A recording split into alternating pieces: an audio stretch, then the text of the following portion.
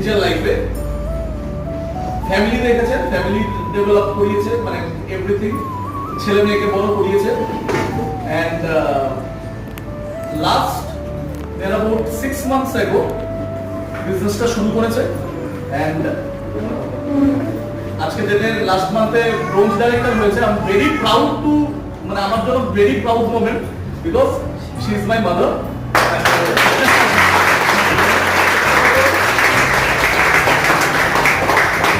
শরীরে অনেক প্রবলেম আছে, কিন্তু এখন আমি একটা জিনিস দেখি, মানে আমি অনেককে দেখি ইয়ংস্টার্স যারা বলতে ভয় লাগে, এই ভয় লাগে।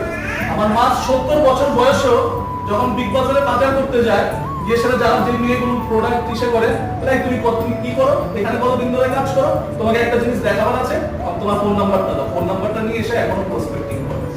তো ওই জিনিসটা